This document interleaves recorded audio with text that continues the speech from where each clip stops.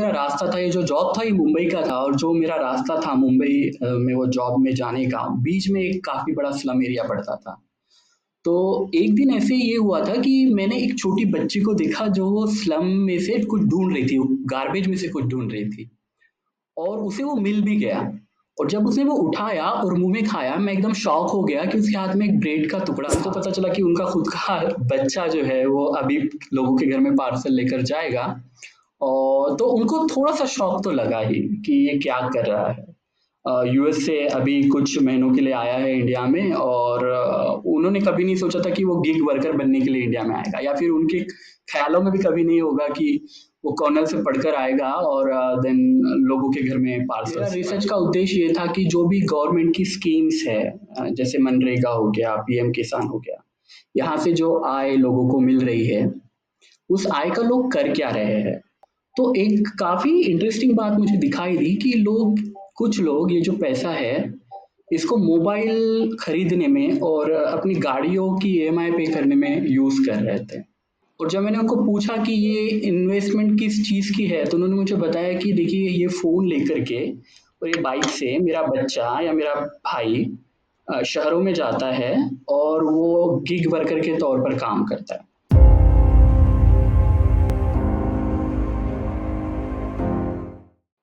नमस्कार, मैं हूँ नितीश त्यागी और आप हैं हरकारा डीप डाइव पर। और आज हम एक बहुत दिलचस्प शख्स से एक बहुत दिलचस्प मसले पर बात करने वाले हैं।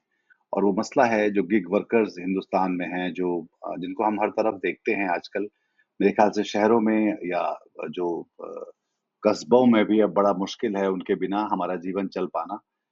जो डिलीवरी बॉयज़ होते हैं, हम सब तरफ देखते हैं उनको और उनके बारे में एक तरह का रवैया भी रखते हैं, उनके बारे में सोच भी रखते हैं।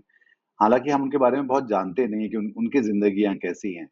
और ऐसा कैसे है कि हिंदुस्तान में इतने सारे जो लोग हैं वो आजकल वर्दियाँ पहनकर निकल पड़ते हैं सड़क पर आपके दरवाज़ों तक सामान लाने के लिए या दूसरी सेवाएँ देने के लिए। और इस बीच हमारे साथ एक विशेषज्ञ हैं जो दरअसल कॉर्नेल से पीएचडी कर रहे हैं, पर उन्होंने बीच में 2 महीने अपने आप को छिपाकर अपनी पहचान एक तरह से छुपाकर 2 महीने उन्होंने बतौर गिग वर्कर काम किया। ये समझने के लिए, देखने के लिए कि उनकी ज़िंदगी, उसकी जो इकोनॉमी है, उसकी और उसकी जो रोज़ी-रोटी है, उसकी जो दिक्कतें हैं, उसकी जो चुनौतियाँ हैं वो किस तरह की हैं।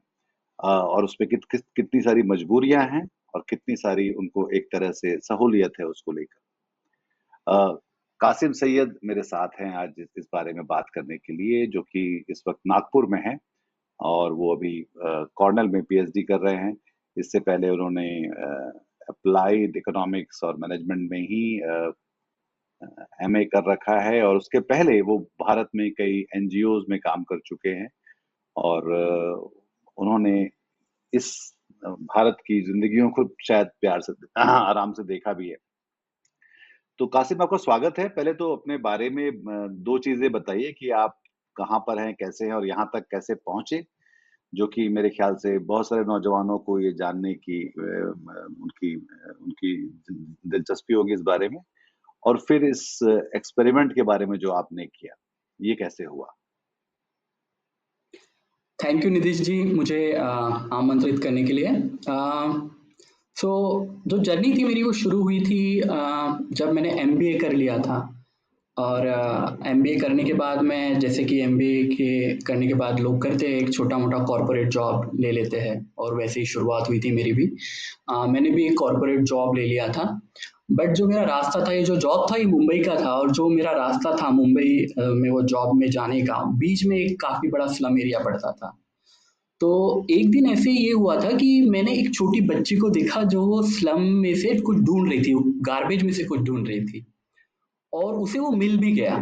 और जब उसने वो उठाया और मुंह में खाया, मैं एकदम शॉक हो गया कि उसके हाथ में एक ब्रेड का टुकड़ा था जो हम शायद फेंक देते हैं और वो उसे खा रही थी और मुझे वो काफ़ी दिल तोड़ने वाला लगा। और उसके बाद मैंने डिसाइड किया कि मैं मेरा कॉर्पोरेट जॉब कंटिन्यू नहीं करूँगा और फिर मैंने एनजीओ की ओर मेरा रुख किया। मैंने काफ़ी रूरल एरियाज़ में काम किया, महाराष्ट्र में, गढ़चिरौली में, अ, झारखंड में और काफ़ी अलग-अलग जगह पर काम किया और समझने की कोशिश की कि पॉवर्टी क्या होती है, मतलब पॉवर्टी का क्या इश्यू है बेसिकली, ये किस हद तक गया हुआ है। और उसी दरमियान मुझे समझ में आया कि पॉवर्टी को समझने के लिए उसे पढ़ना पड़ेगा, वो क्यों आती है, कहाँ से आ रही है, क्या हो रहा है, उसे जानना पड़ेगा। और फिर उसी जद्दोजहद में मैंने कॉर्नेल में एडमिशन लिया एमएस के लिए और वहाँ पे मैंने अपना एमएस किया और अभी मैं पीएचडी कर रहा हूँ। बट एक जो अभी भी एक वो और बेसिकली मेरा जो रिसर्च सब्जेक्ट है वो भी न्यूट्रिशन, लाइवलीहुड, पॉवर्टी इसी के ऊपर है और मैं चाहता हूँ कि पीएचडी करने के बाद एक जो समझ डेवलप हुई है अभी तक मेरी, मैं उसी के सहारे और ज़्यादा अच्छे तरीके से इस चीज़ को समझूँ और मेरे पढ़ाई का कुछ फ़ायदा हो इन लोगों को। और आपका जो दूसरा क्वेश्चन था कि इसकी शुरुआत कैसे हुई, जो गिग वर्कर बनकर मैं जो काम कर रहा था। तो इसकी शुरुआत भी काफ़ी इंटरेस्टिंग है। जब मैं अपना रिसर्च के लिए ईस्टर्न महाराष्ट्र के कुछ रूरल भागों में मैं जब काम कर रहा था, मेरा रिसर्च का उद्देश्य ये था कि जो भी गवर्नमेंट की स्कीम्स है, जैसे मनरेगा हो गया, पीएम किसान हो गया, यहाँ से जो आय लोगों को मिल रही है, उस आय का लोग कर क्या रहे हैं और फिर ये आय जो आ रही है इसका इंट्रा हाउस होल्ड अलोकेशन कैसे हो रहा है, मतलब महिलाएं उसको कैसे बरतती है और पुरुष उसको कैसे बरत रहे हैं और क्या ये बच्चों तक भी पहुंच रहा है। तो जब मैं अपना सर्वे कंटिन्यू कर रहा था, जब मैं लोगों से बात कर रहा था, तो एक काफी इंटरेस्टिंग बात मुझे दिखाई दी कि कुछ लोग ये जो पैसा है इसको मोबाइल खरीदने में और अपनी गाड़ियों की ईएमआई पे करने में यूज कर रहे थे। तो पहले तो मुझे लगा कि शायद एक थोड़ा-सा एस्पिरेशनल एक्सपेंडिचर होता है, जब हमको लगता है कि हमारे पास थोड़ा पैसा आ जाता है, तो हम मोबिलिटी की तरफ बढ़ते हैं। तो मुझे पहले वही लग रहा था कि शायद हो सकता है कि एक एस्पिरेशनल बिहेवियर होगा लोगों का। बट धीरे-धीरे मुझे समझ में आया कि ये तो एक इन्वेस्टमेंट है और जब मैंने उनको पूछा कि ये इन्वेस्टमेंट किस चीज़ की है, तो उन्होंने मुझे बताया कि देखिए ये फ़ोन लेकर के और ये बाइक से मेरा बच्चा या मेरा भाई शहरों में जाता है और वो गिग वर्कर के तौर पर काम करता है। तो हमें थोड़ी बहुत आमदनी मिल जाती है और मुझे काफ़ी फ़ैसिनेटिंग सा लगा कि गवर्नमेंट स्कीम का ये भी एक इस्तेमाल हो सकता है, एक इन्वेस्टमेंट के तौर पे। बट इसे मैं और जानना चाह रहा था कि क्या है, मतलब कैसे हो रहा है ये? लोगों को कैसे पता कि मोबाइल में क्या करना है? ये ज़्यादा पढ़े लिखे भी नहीं हैं। बट कुछ हद तक ये प्राइवेसी, मतलब बेसिकली किसी के मोबाइल को आप देखोगे तो एक होता है कि एक प्राइवेसी ब्रीच हो जाएगा।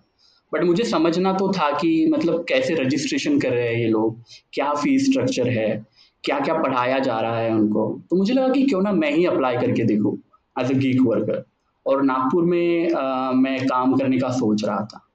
सो इसी एक दिन मुझे लगता है कि पिछले साल की ही बात है जब मैंने अप्लाई किया। मैंने सोचा कि मुझे लगा शायद कि पहले काफ़ी एक जटिल प्रोसेस होगा क्योंकि आप एम्प्लॉयमेंट दे रहे हैं। मेरे लिए एम्प्लॉयमेंट जो होता था वो काफ़ी फॉर्मल टर्म है कि आप एक रिज्यूम बनाते हैं, फिर आप एक इंटरव्यू देते हैं, ग्रिलिंग प्रोसेस होता है पूरा उस तरह का। मुझे लगा कि शायद ऐसे कुछ होगा जहाँ पे मुझे एक ऑफिस में बुलाया जाएगा, जहाँ पे एक थोड़ा-सा इंटरव्यू लिया जाएगा और मुझे कई सवाल पूछे जाएँगे। बट वैसे कुछ नहीं था, ये काफ़ी ईज़ी ऑनबोर्डिंग था। यहाँ पे आपको कुछ डिटेल्स भरनी थी, आपके गाड़ी का लाइसेंस नंबर भरना था, बताना था कि गाड़ी आपकी है या नहीं है और बाकी मुझे कुछ नहीं पूछा गया। मुझे पूछा गया कि आपके पास ₹400 है क्या, जो आपको अभी पे करने होंगे? और मैंने अब तक कोई पैसे नहीं कमाए थे इस जॉब के थ्रू, बट मुझे पे करने थे, तो वो मैंने पे किए और उसके बाद एक स्केरी प्रोसेस शुरू होता है। मुझे लगता है कि हम उसके बारे में और बाद में बात करेंगे। बट एक ऑनबोर्डिंग में जो एक होता है कि आपका जो डिवाइस है आपका नहीं रह जाता, ये बहुत ही मतलब एक एक डरावना अनुभव है मेरे लिए क्योंकि मैं मुझे लगता है कि मैं थोड़ा-सा जानकारी रखता हूँ, कि मेरा फ़ोन है तो मेरी प्राइवेसी है। तो मैं किसको ऐसे दे नहीं सकता। तो और मुझे लगता है कि बाकी जो लोग हैं जो इस एज़ अ गिग वर्कर काम कर रहे हैं, वो शायद इसके बारे में नहीं सोचते। तो ये एक बड़ी अजीब-सी बात है इसमें। तो फिर ये जब साइन अप तो घर में क्या रहा कि आपके घर में लोगों ने इसको किस तरह से देखा है? नागपुर में लोगों ने जो जो जानते होंगे उस वो जब देखते होंगे कि ये जो है गिग वर्कर बन गया कॉर्नेल से आके, तो उन्हें कैसा लगा इसका उसको लेकर? ये काफ़ी इंटरेस्टिंग सा क्वेश्चन है और मैंने इसके बारे में शायद पहले नहीं सोचा था, जब मैं ये प्रोसेस कर रहा था। बट जब मैंने घरवालों को बताया कि मैं ऐसे कुछ कर रहा हूँ और हम सभी के घर की एक स्टोरी है कि हम लोगों को देखते आते हुए, कुछ डिलीवरी का पार्सल लेकर आते हुए, फूड पार्सल लेकर आते हुए। मेरे घर की भी स्टोरी कुछ ज़्यादा डिफरेंट नहीं है, मेरे घर में भी लोग आते हैं पार्सल लेकर के। और मैं मेरे हिसाब से उनको मैं विजिबली अनविजिबल कहता हूँ कि वो हमें दिखाई तो देते हैं बट होते भी नहीं है हमारे लिए, बिल्कुल। उनका एक वजूद नहीं होता हमारे लिए, वो एक डिलीवरी वर्कर ही होते हैं जो हमारा पार्सल लेकर के आया है। तो मुझे लगता है कि कुछ हद तक मेरे घर में भी ये सोच रही होगी, बट जब उनको पता चला कि उनका खुद का बच्चा जो है वो अभी लोगों के घर में पार्सल लेकर जाएगा, और तो उनको थोड़ा सा शौक तो लगा ही कि ये क्या कर रहा है। यूएस से अभी कुछ महीनों के लिए आया है इंडिया में, और उन्होंने कभी नहीं सोचा था कि वो गिग वर्कर बनने के लिए इंडिया में आएगा, या फिर उनके ख्यालों में भी कभी नहीं होगा कि वो कॉर्नर से पढ़कर आएगा और देन लोगों के घर में पार्सल्स बांटेगा। तो काफी रेजिस्टेंस हुआ, मेरे पापा ने कहा कि तुम क्या कर रहे हो, ये क्यों कर रहे हो, मतलब ये क्या इतना जरूरी है। बट देन समझाने पर वो समझ भी गए और फिर उन्होंने मुझे सपोर्ट भी किया। तो फिर एक ऐसे होता था कि डेली जब मैं आता था तो मुझे पूछते थे कि ओके अभी कितनी कमाई हुई है, कितने पार्सल्स गए हैं। और मुझे काफी एक अच्छा लगता था कि उनका एक इन्वॉल्वमेंट है इसमें। और मैंने देखा वो है लोग कि क्या धीरे करते धीरे हैं? सॉरी उनका टू बट रवैया। इन कि आपका फैमिली बैकग्राउंड जरा बता पाएँ कि आपके वालिद साहब कैसे हैं? क्या करते हैं? आपके घर में क्या होता है? किस तरह का पृष्ठभूमि कैसी है घर की आपकी? जी, तो मैं एक मिडिल क्लास फैमिली को बिलॉन्ग करता हूँ। मेरे पापा का एक छोटा-सा वॉच रिपेयरिंग का स्टोर था। अ, मेरे जो भाई है, जो बड़े भाई हैं, मैं सबसे छोटा हूँ। मेरे बड़े भाई जो है, वो अभी उसे देख रहे हैं, तो पापा अभी रिटायरिंग मोड पे है। उनकी हेल्थ वगैरह भी उतनी ठीक नहीं होती है, तो वो मोस्टली घर पे ही रहते हैं। मम्मी हाउसवाइफ़ है मेरी। मेरी भाभी है जो कि लेक्चरर है एक कॉलेज में, और मेरी मेरी 3 नीज़ हैं।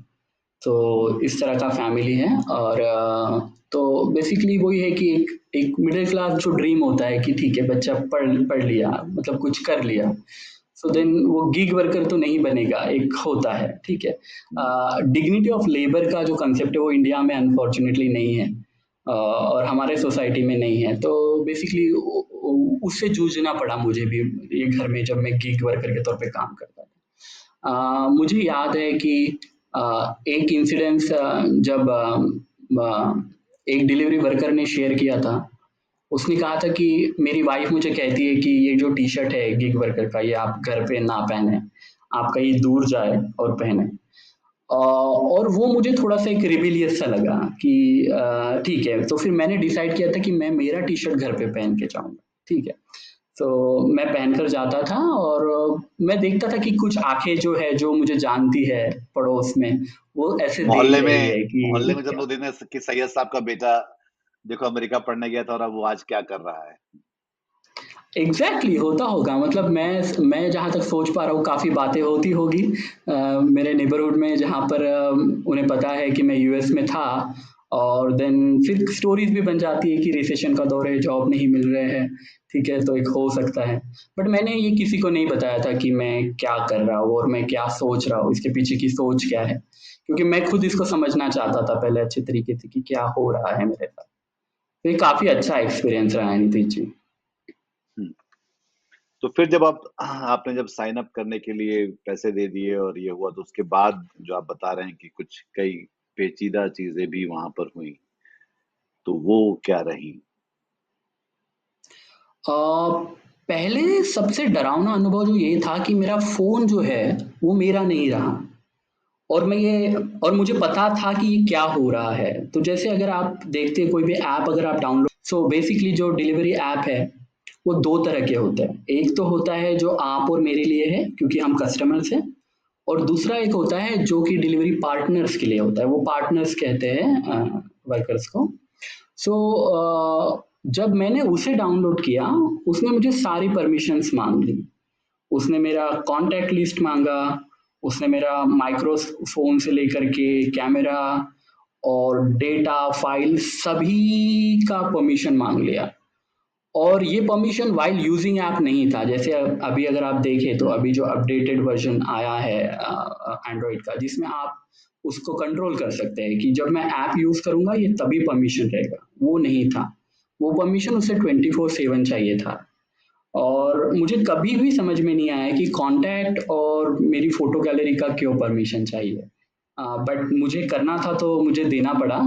और ये काफ़ी मतलब आप सोचिए कि आपका डिवाइस है जो आपका नहीं है बेसिकली। अभी आप एक ऐसे जगह पर है जहाँ पर कोई आपको कंटिन्यूअसली देख रहा है, आपकी मूवमेंट को ट्रैक कर रहा है।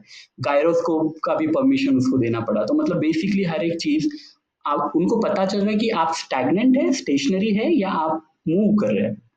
सो ये काफ़ी मुझे मुझे काफ़ी मतलब ये लगा कि ये काफ़ी स्केरी हो सकता है। मेरा डेटा जो है, मेरे मेरे मैसेजेस मेरी फ़ोटोज़ कोई थर्ड पार्टी के पास जा रही है और देन वो इसका इस्तेमाल किसी भी तरीके से कर सकता है और मेरा इस पे कोई कंट्रोल नहीं है। तो ये काफ़ी मतलब एक डरावना था अनुभव था ऐप के रिगार्डिंग। दूसरा ये था कि ये जब जब आप कहीं के गिग वर्कर बनते हैं, या जैसे कोई भी काम करने निकलते हैं, तो आपको एक बाकायदा कुछ तो ट्रेनिंग दी जाती है, कुछ मेंटरिंग की जाती है, कुछ उसको तो उस तरह की प्रोसेस ऑनबोर्डिंग जो होती है, वहाँ पे क्या रहा, कैसा रहा वो आपके लिए? ऑनबोर्डिंग मैं कहूँगा कि काफ़ी स्मूथ था। अगर मैं प्लेटफ़ॉर्म होता तो मैं इसको वैसे ही डिस्कस करूँगा कि आप आइए और बस 10 मिनट में आप तैयार हो आपके पहले डिलीवरी के लिए। ये मेरा पंच लाइन होता अगर मैं एक प्लेटफ़ॉर्म रन करता। सो ऑनबोर्डिंग काफ़ी स्मूथ था उनके ही हिसाब से, बट मेरे लिए काफ़ी कन्फ्यूज़न था। अगर मैंने कर तो लिया था, मैं एज़ अ गिग वर्कर बन गया था, बट मुझे नहीं समझ आ रहा था कि अभी कैसे होगा, कैसी चीज़ें होगी। तो जो ट्रेनिंग की बात थी, ट्रेनिंग के लिए बहुत सारे वीडियोज़ उसमें हैं अवेलेबल, बट उसे देखना होता है, वो बहुत ईज़ी नहीं होता। और मुझे पता है कि मुझे काफ़ी ढूँढना पड़ा चीज़ों को लेकर के। और मैं इसलिए भी ढूँढ रहा था क्योंकि मेरा उद्देश्य एक था कि उसमें मैं क्या देख रहा हूँ मुझे समझ में आए।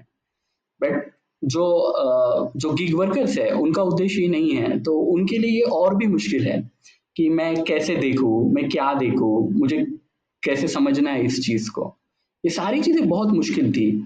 और ऑनबोर्डिंग हेल्प करने के लिए भी बहुत ज़्यादा रिसोर्सेस नहीं थे। आप कॉल सेंटर में कॉल कर सकते हैं, बट मुझे नहीं पता वो किस हद तक जाकर के आपको हेल्प करेंगे। तो मोस्टली यही था कि आप ऐप को एक्सप्लोर करिए खुद से और समझिए क्या है। बट अगर ऐसे नहीं था कि आपने ट्रेनिंग नहीं की है तो आप डिलीवर नहीं कर सकते, जो कि मुझे काफ़ी अजीब लगा।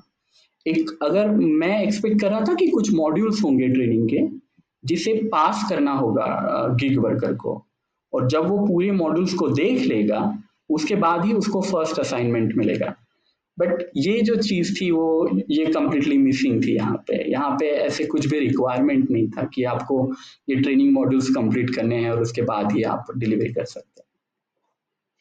तो जिस तरह से आपके घर में और मोहल्ले में एक उनको ऑड लग रहा होगा कि ये लड़का क्या कर रहा है ये आके, तो वैसे ही जब आप उन लोगों के पास, जब गिग वर्कर्स के बीच में रहे होंगे, उनसे मिलना-जुलना शुरू हुआ होगा, उनके साथ जब काम शुरू हुआ होगा, तो वो अनुभव आपके लिए कैसा रहा और उसमें क्या नई चीज़ें आपको जानने को मिली?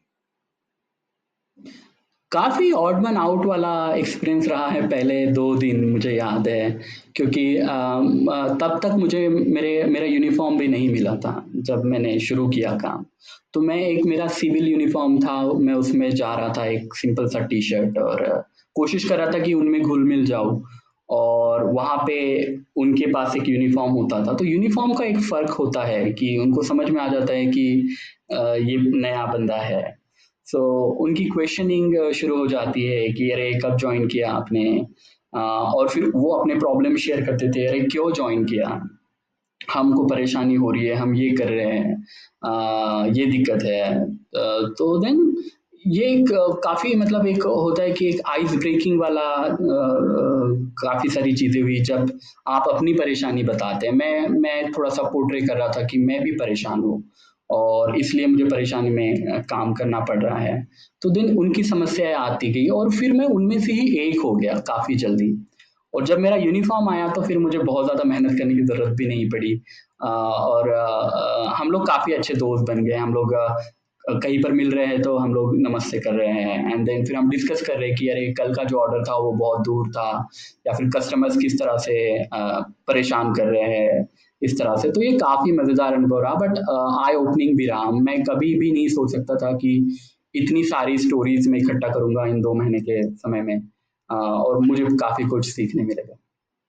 तो कासिम, ये हम ये कितनी क्या बोलते हैं, कॉन्फिडेंस से कह सकते हैं या इस बात से कि जो भी लोग गिग वर्कर्स हैं वो किसी तरह की तकलीफ में हैं इसलिए वहां पर हैं, या लोग अपने एज ए फ्री चॉइस भी वहां पर सो जब मैंने बात की मुझे जहाँ तक लगता है उनकी तकलीफ जो है वो आर्थिक ज़्यादा है और गीग वर्क जो है वो काफ़ी ईज़ी है काम मिलने के दृष्टिकोण से। आपको जैसे मैंने बताया कि प्रोसेस बहुत स्मूथ है। आपको कुछ करना नहीं है, आपको एक गाड़ी चाहिए, एक फ़ोन चाहिए और आप गिग वर्कर आज ही बन जाओगे, बिना किसी तकलीफ के। सो एक जो ऑनबोर्डिंग कॉस्ट है, एक जो जिसको सर्च कॉस्ट बोलते हैं इकोनॉमिक्स में, जॉब ढूँढने की कीमत वो ज़ीरो है तकरीबन यहाँ पे शुरुआत में। सो जॉब ढूँढने के लिए कहीं जाना नहीं पड़ता। आप अपने बेडरूम से ही, पलंग से ही आपको आपका जो ऑनबोर्डिंग है, वो हो जाता है। तो बहुत बार लोग आसानी देखते हैं, जहाँ तक मैंने समझा। मैंने देखा इस प्रोफ़ेशन में 10th पास बच्चे भी थे और देन कुछ पोस्ट ग्रेजुएट भी थे। बट देन जितनी मेरी बात हुई है उनसे उन्होंने बताया कि ये आसान है हम ये कर रहे हैं और फिर हम आगे देखेंगे अगर कुछ अच्छा मिलता है तो बट एक डिप्रेसिंग सा साइकिल भी है इसमें कि वो जो आगे देखेंगे वाला जो प्रोसेस हो जाता है या फिर हम कोई दूसरा जॉब देख लेंगे या फिर हम कोई दो जॉब कर लेंगे इसके साथ भी वो बहुत मुश्किल होता है।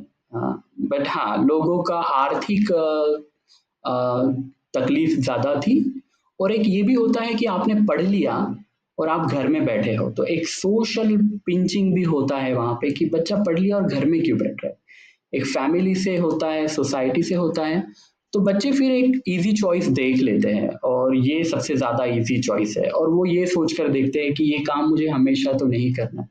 मैं शुरुआत करूँगा एंड देन मेरी नेटवर्किंग बन जाएगी, एक स्नोबॉल हो जाएगा कि कोई गिग वर्कर होगा जिसको कोई जॉब मिला और मैं उसके कनेक्शन के थ्रू मुझे भी कुछ मिल जाएगा। ठीक है, ऐसे व्हाट्सएप ग्रुप्स वगैरह भी होते हैं इनके आपस में जहाँ पर ये अपनी स्टोरीज शेयर करते हैं।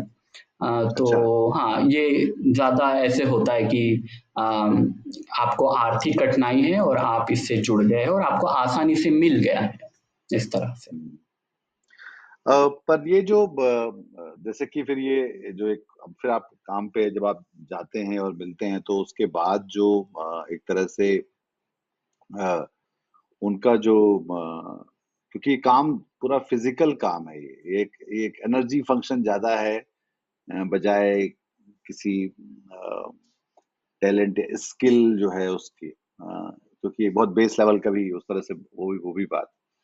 तो ये क्योंकि फिर उसके स्ट्रेस जो, क्योंकि उसका स्ट्रेस फिजिकल है कि मैं ट्रैफिक में हूँ, मैं पॉल्यूशन में हूँ, मैं बहुत शोर में हूँ, मैं बहुत और अजीब अजीब तरह से लोग बर्ताव करते हैं आपके साथ। तो वो जो स्ट्रेस और जो उसका जो तनाव है, वो किस तरह से उन पे काम करता है? बहुत अच्छा क्वेश्चन है और मुझे लगता है कि इसके बारे में सोचना चाहिए सभी को। आप सोचिए कि मैं सुबह 8 बजे से बाइक लेकर के निकला हूँ और मैं शाम तक बाइक पर ही हूँ, ठीक है? मैं बाइक से उतरा सिर्फ़ ऑर्डर देने के लिए हूँ और फिर से बाइक पर चढ़ गया हूँ और मैं कंटिन्यू बाइक पे रास्ते में जा रहा हूँ। काफ़ी ज़्यादा भीड़ वाला इलाका है। मैं कहाँ जा रहा हूँ वो भी मुझे नहीं पता। बहुत बार ऐसे लोकेशंस है जहाँ पर आप कभी गए भी नहीं, भले मैं ये सिटी का हूँ बट मैंने बहुत ज़्यादा एक्सप्लोर मतलब मैंने भी नहीं मैं एक्चुअली एक गीक वर्कर के तौर पे एक क्रेडिट मैं प्लेटफॉर्म को देना चाहूँगा कि मैं नागपुर को अच्छे से एक्सप्लोर कर पाया हूँ इस दौरान। बट बहुत ज़्यादा इंफ्रास्ट्रक्चर में जो अभी सिटीज़ अगर हम लोग देखें तो बारिश की वजह से सड़कें खराब है, बहुत ज़्यादा प्रॉब्लम हो जाती है। बारिश हो रही है, गलियों से जाना है और किसी की चीज़ है आपके पास, तो बेसिकली मुझे याद है कि मुझे बहुत ज़्यादा फ़िक्र होती थी। इवन दूसरे लोगों से जब मैंने बात की, उनको भी काफ़ी ज़्यादा फ़िक्र उनके फूड को कंटेनर को लेकर के होती थी। उनको अपने जान की ज़्यादा फ़िक्र नहीं होती थी।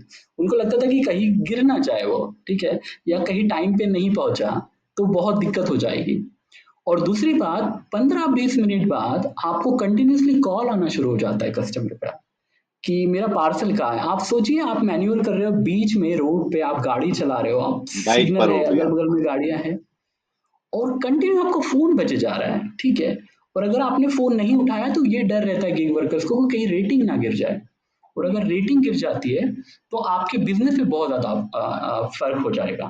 तो ये बहुत ही कॉम्प्लेक्स सा साइकिल है कि जहाँ पे आपको सब कुछ आप ही को करना है। प्लेटफ़ॉर्म को सिर्फ़ ये करना है कि रेस्टोरेंट ए को आइडेंटिफ़ाई करना है और गिग वर्कर बी को आइडेंटिफ़ाई करना है और उन दोनों को जोड़ देना है। प्लेटफ़ॉर्म का काम यहीं पे खत्म हो गया, ठीक है? और ये देखना है कि कमीशन कितना देना है, ठीक है? बाकी जो मेहनत है वो पूरा गिग वर्कर करेगा। खाना गिर गया या खाना खराब हो गया, कस्टमर गिग वर्कर को बोलेगा, ठीक है? बिल्कुल। उसको बातें सुनाएगा। सो सारी लायबिलिटी जो है वो तो गिग वर्कर की हो गई, बट सारा प्रॉफिट जो है वो प्लेटफ़ॉर्म्स का हो जाता है। सो कासिम, ये काफ़ी मतलब बुरी चीज़ है। इन 2 महीनों में सबसे बुरा बर्ताव जो आपके साथ किसी ग्राहक ने किया, उसके हुँ। बारे में अगर आप बता पाएँ कि क्या हुआ था? और मुझे लगता है कि 2 महीने शायद इतना बड़ा पीरियड नहीं होगा कि मैं ये बता पाऊँ कि बहुत ज़्यादा बुरा बर्ताव किसी ने किया है। मेरे पास कुछ स्टोरीज़ है बाकी लोगों की जिनके साथ हुआ है, बट मुझे याद है कि एक जो कस्टमर थे मेरे जिन्होंने एक ऑर्डर प्लेस किया था और वो ऑर्डर कुछ 8 या 9 किलोमीटर दूर पर था। और मैं गाड़ी में वो लेकर जा रहा था और ट्रैफिक बहुत था, शायद बारिश भी हुई थी उस दिन, तो रोड में भी काफ़ी दिक्कत हो रही थी मुझे गाड़ी चलाने में और वो कंटिन्यू फ़ोन करे जा रहे थे, ठीक है? कंटिन्यू फ़ोन करे जा रहे थे। मैंने उनका फ़ोन एक बार उठाया, उन्हें मैंने बताया कि मैं यहाँ पर हूँ, मैं आपका ऑर्डर लेकर के आ रहा हूँ। बट फिर उसके 2 मिनट बाद आप वो फिर से फ़ोन करे जा रहे हैं काफ़ी इम्पेशेंटली कि आप कहाँ हो? आप अभी तक आए नहीं हो और मैं पोलाइटली आंसर कर रहा हूँ कि नहीं मैं यहाँ पर हूँ, मैं फँसा हूँ, ट्रैफ़िक है। और जब मैं वहाँ पे पहुँचने ही वाला हूँ, कुछ 2 मिनट में, सो उन्होंने अपना लोकेशन चेंज कर दिया। सो बेसिकली फूड का लोकेशन तो वही था, बट वो फिज़िकली वहाँ प्रेज़ेंट नहीं थे ऑर्डर लेने के लिए। उन्होंने मुझे बताया कि मैं अभी यहाँ पर हूँ। तो आपको ऑर्डर लेकर के यहाँ पर आना पड़ेगा। बट जबकि मुझे जो पैसा मिल रहा था, वो उस लोकेशन ए का मिल रहा था, ठीक है? बट मैं अभी कुछ नहीं कर सकता, मैं तो फँस चुका हूँ। मुझे मतलब मैं क्या कर पाऊँगा इसमें? तो मुझे जी। ऑर्डर वो लोकेशन बी में लेकर जाना पड़ा। मेरे चेहरे पे मुझे एक स्माइल रखनी ही पड़ी, जैसे सभी गिग वर्कर्स रखते हैं, सर कह कर के उनको ऑर्डर देना पड़ा। और मुझे ऐसा लगता है कि बहुत बार हम बातों से ही नहीं बट अपने बिहेवियर से भी थोड़ा क्रूएल हो जाते हैं। सो बहुत बार बोलने की ज़रूरत नहीं होती क्रूएल दिखने के लिए, बहुत बार हमारा बिहेवियर भी काफ़ी होता है क्रूएल बन जाने के लिए। तो मुझे लगता है कि ये ऐसी बहुत सारी स्टोरीज़ गिग वर्कर के पास भी है, जहाँ पर उनसे जो एक्सपेक्टेशंस होती है, उससे कई गुना ज़्यादा जाकर के उनको डिलीवर करना होता है। और उसके बाद भी आपको वो बातें सुनाते हैं कि आपने इतना लेट कर दिया, मेरा ऑर्डर ठंडा हो गया, खाना भी मैं कैसे खाऊँगा? मेरा दिन सो बर्बाद ये कर सारी दिया चीज़ें आपने जो है, बिल्कुल। जी। एग्ज़ैक्टली मतलब ऐसा है कि खाना किसी का मूड बना भी सकता है और बिगाड़ भी सकता है और वो मैं उसको अच्छे से समझता हूँ इस सारी चीज़ों को। बट देन आपको ये भी समझना होगा कि रेस्टोरेंट और आपके बीच की जो दूरी है, उसको गिग वर्कर पाट रहा है और वो कैसे पाट रहा है वो उसको पता है। तो थोड़ा-सा मुझे लगता है कि थैंकफुल होना चाहिए हमें, हमारे सर्विस प्रोवाइडर्स के तरफ कि उनकी भी दिक्कतों को हमें समझना चाहिए। एक और जो बात ये है कि क्योंकि क्योंकि बात खाने की है और इसको लेकर हिंदुस्तान में खासा मतलब एक तरह से लोग तमाशा कई बार खड़ा कर देते हैं।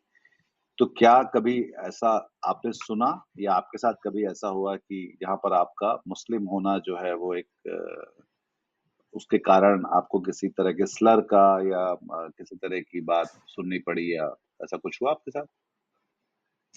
मुझे नहीं याद कि ऐसा मेरे साथ कभी हुआ होगा और मुझे ये याद है कि हम लोग देख पाते हैं कि ऑर्डर रिसिप्ट में क्या लिखा हुआ है जब हम पार्सल लेते हैं। तो मैंने बहुत बार देखा है कि मेरा जो मैं जो ऑर्डर पिक कर रहा हूँ वो मोस्टली वेज ओनली भी थे। Most of them were veg only. तो मैंने इसको डिलीवर किया और मुझे कभी इस चीज़ का सामना नहीं करना पड़ा कि मैं मुस्लिम हूँ और मैं फूड डिलीवर कर रहा हूँ। एटलीस्ट 2 महीनों में तो मुझे ऐसा कुछ नहीं समझ में आया। किसी बट और से आपने सुना? ये इश्यू तो है ही, ये इश्यू है। सो मुझे लगता है कि बेसिकली वेज नॉन वेज और लैंग्वेज को लेकर के गिग वर्कर्स को मुश्किलें आती ही है। हुँ। मैंने कई बार देखा सोशल मीडिया पे कि लोग लोग बोले कि हमने देखा कि मुसलमान तो मैंने कैंसल कर दिया ऑर्डर या मैंने कुछ और इस तरह की बात। तो ये एक एक एक एक एक नैरेटिव है जो इस देश में बहुत तेज़ी के साथ सामने आ रहा है। तो आपके साथ नहीं हुआ है तो अच्छी बात है और एक हम सबको बहुत इस बात से उम्मीद भी होनी चाहिए। फिर ये आता है कि जो गिग वर्कर जो काम करता है दिन भर, जैसा कि आप बताएँ कि वो बाहर ही रहता है, वो डिलीवरी कर रहा होता है, सड़क पर ही रहता है, जितना काम करता है। तो उसको जो पैसे मिल रहे होते हैं, जितना पैसा एक ग्राहक देता है, तो वो किस अनुपात में और उसके हिसाब से उसकी जो मज़दूरी बनती है वो आपको क्या लगता है वो ठीक है? या उसके बारे में आप क्योंकि ये आपका आप उसके क्या बोलते हैं माहिर भी हैं, उसके वही आपकी पढ़ाई का हिस्सा है दरअसल वो। हम्म। मुझे लगता है कि जहाँ से मैं आया हूँ, जहाँ पे मैं पढ़ाई कर रहा हूँ, मैंने काफ़ी समय यूएस में बिताया है, मेरे 6 साल में यूएस में बिताया है। और वहाँ से यहाँ पर काफ़ी स्टार्क डिफरेंस है। अगर आप देखें तो वहाँ पे मिनिमम वेज पॉलिसी होता है और वो काफ़ी ज़्यादा होता है। मैं कॉस्ट ऑफ लिविंग भी समझ रहा हूँ बट फिर भी ये बात मैं कहूँगा। और वहाँ पे जो फूड डिलीवरी पार्टनर्स होते हैं वो कार से घूमते हैं, वो एक्चुअली उनके पास बाइक नहीं होता है। हुँ, सड़कें काफ़ी अच्छी होती है, सिविक सेंस होता है लोगों में, इंफ्रास्ट्रक्चर काफ़ी अच्छा है, तो देन उनकी जो परेशानियाँ होती है वो बहुत हद तक कम होती है। इंडिया में अगर आप देखेंगे तो आप पाएंगे कि एक गिग वर्कर पूरा कमर तक पानी में डूबा हुआ है, बाइक चला रहा है और अपना ऑर्डर पहुंचा रहा है। तो मुझे लगता जी। है कि जो भी हम रिम्यूनरेशन दे रहे हैं वो प्रोपोर्शनल होना चाहिए उनके एनर्जी और काम को लेकर के और समय को लेकर के भी। तो बहुत बार ये जो चीज़ें ये प्लेटफॉर्म्स ध्यान में नहीं रखते हैं। वो ये नहीं वो उसको इस तरह से देखते हैं कि ये ए टू बी डिस्टेंस क्या है। वो ये नहीं देख रहे कि ए टू बी जाने के लिए कितनी गलियां बीच में पड़ रही है, कितना ट्रैफिक जाम लग रहा है और क्या प्रॉब्लम हो सकती है गिग वर्कर को ए टू बी पहुंचने के लिए। और ये जी, उस प्रोपोर्शनेटली अगर वो वेजेस उसके कैलकुलेट करे तो मुझे लगता है कि वो एक फेयर वेज होगा, जो कि हुँ, अभी अभी नहीं होता है। मुझे याद है मेरा सेकंड ही ऑर्डर था और मैं काफ़ी समय रोड पर रहा, तकरीबन 1 घंटा से ज़्यादा मैं रोड पर था और मैंने ऑर्डर डिलीवर किया। बट उसके लिए जो मुझे मेरा जो पैसा बना उस ऑर्डर का वो काफ़ी कम था और मुझे अगर मैं रियल में इसको परस्यू कर रहा होता एज़ अ करियर तो मुझे बहुत निराशा होती। तो बेसिकली ये यहाँ पे एक स्कोप ऑफ इम्प्रूवमेंट है, क्योंकि डेटा तो प्लेटफॉर्म के पास काफ़ी है। उनके पास उनको पता है कि ए टू बी के बीच में क्या क्या चीज़ें हैं, कितनी ब्रिजेस है, कितनी नदियाँ है, कैसी सड़कें हैं, ये सारी चीज़ें उनके उनके पास अवेलेबल है। कितने हाईवेज है, कितनी गलियाँ है। सो इसका एक प्रॉपर ऑप्टिमल यूटिलाइजेशन अगर हो और उसके बेसिस पे अगर कैलकुलेशंस हो वेजेस के, तो मुझे लगता है ये बेटर काफ़ी बेहतर होगा गिग वर्कर्स के लिए। अ, अमेरिका में जैसे आप रहे तो वहाँ का भी आपने देखा होगा कि वहाँ की जो गिग वर्कर इकोनॉमी है वो किस तरह की है। वहाँ पे वो शायद ज़्यादा डायनामिक भी है, वहाँ पे क्योंकि उसकी डिग्निटी है तो शायद कोई भी उसमें शामिल हो जाता है, जब तक उसको ज़रूरत होती है फिर वो वापस निकल भी आता है उससे। तो भारत और अमेरिका के जब आप गिग गिग वर्कर्स को देखते हैं, जैसे आपने कुछ तो बताया कि वहाँ गाड़ियाँ हैं ये। पर जो उनकी जो रिवॉर्ड स्कीम्स हैं दोनों की, उसमें क्या फ़र्क है? मैं इंडिया के बारे में ज़्यादा बात कर सकता हूँ क्योंकि मैंने इंडिया में एज़ अ गिग वगैरह काम किया है। बट वहाँ पे एज़ अ कस्टमर मेरे एक्सपीरियंसेस काफ़ी अलग रहे हैं। सो जैसे कि आपने काफ़ी एफिशिएंटली बताया कि एक डिग्निटी ऑफ लेबर होता है जो कि इंडिया में नहीं है और वहाँ पे काफ़ी ज़्यादा है। सो बेसिकली मैं एक डॉक्टरेट स्टूडेंट हूँ और मेरे पास मैंने कुछ ऑर्डर किया और वो गिग वर्कर लेकर के आ गया है। सो मैं और उसमें कोई फ़र्क नहीं रहेगा।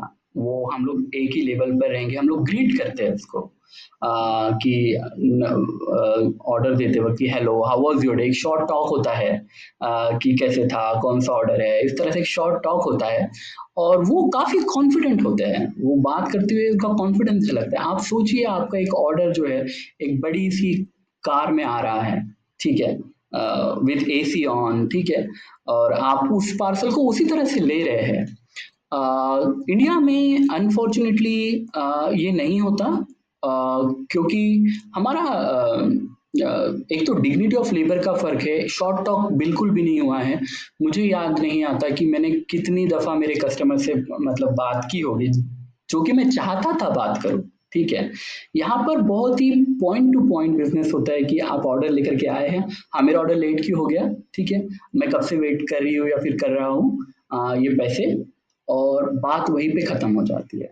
तो मुझे लगता है एक कि क्लास एक डिफरेंस वाली बात हिंदुस्तान में शायद बहुत बहुत ज़्यादा ज़्यादा, है बहुत और ज़्यादा हम उनको एक क्लास। तो तो इन 2 महीने में ऐसा भी कभी हुआ कि कोई किसी ने बहुत अच्छे से आपसे आपके साथ बर्ताव किया कि आपको लगा कि ये इतने अच्छे लोग कहाँ मिल ऐसे होते हैं, ऐसा भी कभी कुछ हुआ? हाँ, हाँ, काफ़ी काफ़ी काफ़ी दफ़ा हुआ है ऐसे कि जहाँ जब मुझे लगा कि नहीं यार, ये जो है ये मुझे मतलब गिग वर्कर समझ के बात नहीं कर रहा है। सो उसके पहले मैं गिग वर्कर समझ के बात कर रहा है वाली इमेज बहुत स्ट्रॉन्ग थी मेरी, क्योंकि मेरे साथ काफ़ी सारी ऐसी चीज़ें हो चुकी थी, जहाँ पे मुझे लग रहा था कि गिग वर्कर का एक अलग एक क्लास है, एक सोशल क्लास है, ठीक है, जो कि हायरार्की में काफ़ी नीचे है, ठीक है।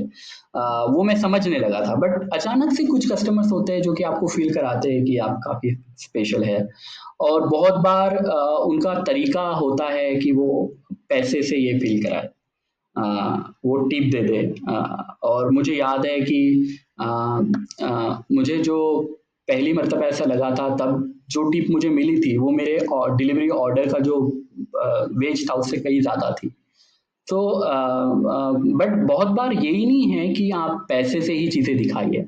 आप अगर पानी के लिए भी पूछ लेते हैं तो वो बहुत बड़ी बात होती है। मुझे याद है कि और मेरे काफ़ी ज़्यादा साथियों को भी वो बहुत पैसे होते हैं, पैसे प्यास लग जाती है आपको क्योंकि आप कंटिन्यू गाड़ी चला रहे हो, नागपुर आप और वैसे भी स्वेटिंग हो रहे हैं। नागपुर का मुझे याद है कि सबसे सबसे गर्म शहरों में से है हिंदुस्तान के मतलब छोड़ दो जैसलमेर वगैरह को छोड़ दो तो नागपुर बहुत गर्म शहर है। हुँ। नागपुर बहुत एक्सट्रीम है हर लेवल पे, तो मौसम भी उसमें से एक है। तो हाँ, काफ़ी ज़्यादा गर्म हो जाता है, 45 डिग्रीज़ तक टेम्परेचर चला जाता है। सो हाँ, मतलब एक होता है कि किसी ने अगर पानी के लिए पूछ लिया तो वो बहुत बड़ी बात होती है। और और यही मैं बता रहा था कि जो डिफरेंस हम लोग यूएस और इंडिया में जो देख रहे हैं, जो मैं देख रहा था कि वहाँ के गिग वर्कर्स काफ़ी कॉन्फिडेंट होते हैं। यहाँ पे यहाँ पे वर्कर्स पानी भी नहीं माँग सकते। उनको काफ़ी झिझक होती है कोई भी चीज़ के लिए। वो अगर फ्लोर और बेसिकली बहुत बार होता है कि फ्लैट और सोसाइटी वाले ज़्यादा ऑर्डर करते हैं फूड को, तो वो एक अपने आप में एक स्ट्रगल हो जाता है, ऐसी जगह पर जाना क्योंकि यहाँ पे आपको सारी सारी आँखें जो होती है, वो आप ही के ऊपर होती है और जो वॉचमैन होते हैं, वो अपना जॉब कर रहे होते हैं, बट बेसिकली उनके जॉब करने का जो तरीका होता है, वो कई दफ़ा हार्श हो जाता है डिलीवरी वर्कर्स को लेकर के। तो बहुत दफ़ा ऐसे भी हुआ है कि 1/3 ऑफ मेरा जो टाइम था, वो सिर्फ़ डॉक्यूमेंटेशन में चला गया कि मैं गिग वर्कर हूँ और देन मुझे ये फ्लैट में जाना है, और फिर वो उसको कॉल करेगा, फिर वो बोलेगा कि आप उनको ऊपर भेज दीजिए, मुझे नीचे नहीं आना है, ठीक है? तो ये जो सारी जो चीज़ें हैं इसको मुझे लगता है कि प्लेटफ़ॉर्म्स जब पेजेज़ डिसाइड कर रहे हैं, तो ये सारी चीज़ों को भी उन्होंने सोचना चाहिए कि ये कैसे होता है। तो हाँ, काफ़ी अच्छे अनुभव भी आए हैं, लोग अच्छे से बात भी करते हैं। बट बुरे अनुभवों की भी कमी नहीं है, तो ये एक मिक्स बैग रहा है अभी तक। एक और बात शायद ये भी है कि ये न तो ये बहुत ये एक तरह से संगठित क्षेत्र भी है और नहीं भी है। क्योंकि आप हुँ। आप आप जिसको बोलते हैं कि एम्प्लॉई नहीं है, पर आप दरअसल एक फ्री, अपनी चॉइस से आप एक फ्री तरह से काम करते हैं। उसके लिए क्या शब्द होगा आपको शायद ज्यादा पता होगा कि आप एक अ, और तो उसमें उनका संगठित ना होना क्या उन वर्कर्स के अगेंस्ट काम करता है, उनके खिलाफ काम करती है बात कि वो लोग संगठित नहीं हैं, या उनके अधिकार किस तरह से सुनिश्चित किए जाएं। कुछ राज्यों में इस बारे में बात चली थी, राजस्थान में, पर मुझे पता नहीं कि अब सरकार बदलने के बाद उसका फिर क्या हालत है उसकी। अ, तो ये जो संगठित हो पाना है, जैसे कि, तो उसको आप कैसे देखते हैं भारत में? मुझे लगता है कि अगर हम संगठित हैं तो देन एक एक बड़ा वॉइस इको हो जाता है और सारे स्टेक होल्डर सुनने लग जाते हैं आपकी, क्योंकि आपके पास एक पावर है। और एक पॉजिटिव इफेक्ट तो ज़रूर होता है अगर आप संगठित हो तो। ये सेक्टर मुझे लगता है कि अगर मैं फिर से अभी पीछे जाऊँगा और यूएस से अगर मैं कंपेयर करूँगा, तो यूएस में एक स्टैग्नेंसी या फिर एक सैचुरेशन या फिर मैचुरेशन हम बोलेंगे इस सेक्टर में आया है। वो काफ़ी सालों पहले उन्होंने शुरू किया था। तो एक अभी मैच्योर लेवल पे वो गिग इकोनॉमी है यूएस में। बट अगर हम लोग इंडिया से कंपेयर करें तो इंडिया में अभी भी ये जो है ये काफ़ी बूमिंग इकोनॉमी है, गिग इकोनॉमी। पिछले 1 दशक में ही हम लोग देख रहे हैं कि काफ़ी ज़्यादा चीज़ें इसमें हो रही है और लोगों को पता है इसके बारे में। तो मुझे लगता है कि ये अवेयरनेस तो आएगा लोगों में कि संगठन होने की वजह से फ़र्क ज़रूर पड़ेगा। बट अभी हाल-फिलहाल ये उतना स्ट्रॉन्ग नहीं है। लोगों को समस्याएँ हैं और लोग आपस में डिस्कस कर रहे हैं इसको लेकर के, ये एक अच्छी बात है। तो अगर 2 गिग वर्कर्स मिल रहे हैं तो वो बात कर रहे हैं कि उनको क्या प्रॉब्लम्स आ रही है। और ये 2 गिग वर्कर्स का एक ग्रुप बन जाता है व्हाट्सएप पे जहाँ पर ये चीज़ें शेयर करने लग रहे हैं। और मुझे लगता है कि चीज़ें ऐसे ही शुरू होती है कहीं पर भी, जहाँ पे आप को तकलीफ होती है और आप उसके बारे में डिस्कशन करते हैं। और डिस्कशन होने के बाद एक अवेयरनेस आता है और फिर अवेयरनेस के बाद आप सॉल्यूशन की तरफ बढ़ते हैं और फिर अगर आपकी बात नहीं सुनी गई तो आप संगठित हो जाते हैं। तो एक फेज़ तो है वो जहाँ पे मैं देख पा रहा हूँ कि गिग वर्कर्स को परेशानियाँ हो रही है और देन वो बात कर रहे हैं इसके बारे में आपस में। कासिम, कोई डेटा पॉइंट है जिसमें हम समझ सके कि पूरे हिंदुस्तान में कितने लोग हैं जो इस तरह के काम से जुड़े हुए हैं, जो ऐप बेस्ड वर्क करते हैं या गिग वर्क का काम करते हैं, और ये किस हुँ। तेजी से बढ़ा है या आगे बढ़ेगा? इसका कोई डेटा पॉइंट अ आपके पास हो? एक्चुअली नीति आयोग का एक रिपोर्ट आया था 21st 22nd का गिग इकोनॉमी के ऊपर में। वो काफ़ी इलॉबरेटिव रिपोर्ट्स में से एक रहा है इंडिया में अगर हम लोग गिग इकोनॉमी की बात करें। उन्होंने एक प्रोजेक्शन भी दिया है कि 2030 में कुछ तकरीबन अगर मैं गलत नहीं तो 23 मिलियन के करीब शायद से गिग वर्कर हो जाएँगे, जो कि काफ़ी बड़ा नंबर है। और देन फिर 23 सेक्टर मिलियन वाइज़ भी मतलब कि हम लोग देखते करीब हैं। करीब 2 करोड़ 30 लाख लोग, अगर, क्योंकि मिलियन कई बार लोग हाँ, या हिंदी में उससे समझ नहीं ज़्यादा पाते। ही। जी। जी, जी। या उससे ज़्यादा ही। और उन्होंने सेक्टर वाइज़ बाइफरकेशन भी दिया है और जहाँ तक मैं देख पा रहा हूँ, so food delivery, courier services और बाकी गिग वर्क जो सेक्टर है, वो तकरीबन 45 to 55% of all gig work है, जिसमें हम लोग कंस्ट्रक्शन और बाकी सारी चीज़ें भी इंक्लूड कर रहे हैं। तो अगर आप 24 मिलियन की बात कर रहे हो, तो आप सोच लीजिए कि 12 मिलियन लोग जो है, वो सिर्फ़ और सिर्फ़ इसी सेक्टर में जहाँ पे आप उनको देख रहे हो सड़कों पर आते-जाते, फूड डिलीवरी या पार्सल डिलीवरी करते हुए। तो ये काफ़ी बड़ा नंबर है और ये बहुत ज़्यादा बढ़ने वाला भी है। और मुझे लगता है कि ये प्रोजेक्शन ही है, एक्चुअली ग्राउंड पे ज़्यादा नंबर्स हो सकते हैं, क्योंकि इसको गिनने का बहुत ज़्यादा सोफिस्टिकेटेड तरीका नहीं रहा है। सो अभी जैसे आप राजस्थान गवर्नमेंट की बात कर रहे थे, तो उन्होंने एक एक्ट में उन्होंने कंपल्सरी किया है कि जो भी प्लेटफ़ॉर्म वर्कर्स है, ये अपने गिग वर्कर्स को रजिस्टर करवाएँ। सो अगर सारी सरकारें इस तरह से अगर प्रयास करेगी, तो मुझे लगता है कि हम लोग एक रियल नंबर पे पहुँच पाएँगे कि जो बता सके कि एक्चुअल नंबर्स कितने हैं और देन हिस्टोरिकल डेटा के बेसिस पे हम लोग प्रोजेक्शंस भी अच्छे तरीके से निकाल पाएँगे, जो कि पॉलिसी लेवल पर चेंज करने के लिए काफ़ी ज़्यादा ज़रूरी है। नंबर्स काफ़ी ज़्यादा ज़रूरी है। है कि अगर हम लोग एम्प्लॉयमेंट को हम देखते हैं तो हम लोगों का सबसे एक एम्प्लॉयमेंट का एक डिफाइंड कैरेक्टरिस्टिक ये होता है कि जिसमें प्रोस्पेक्ट ऑफ ग्रोथ हो। जैसे आप और हम भी हम जब काम कर रहे हैं तो हम चाहते हैं कि हमारा एक प्रमोशन हो, ठीक है, एक लेवल पे जब एक स्किल सेट मेरा बन जाएगा। सो गीग वर्क वैसा नहीं है। इसमें ये ठहरे हुए पानी जैसा है, तालाब के पानी जैसे, ये नदी जैसा नहीं है। तो आपको कोई प्रमोशन नहीं मिलेगा। आप 4 मैं जब मेरा काम कर रहा था तो मैंने देखा कि 4-4 साल या फिर 5-5 साल से लोग गिग वर्क कर रहे हैं।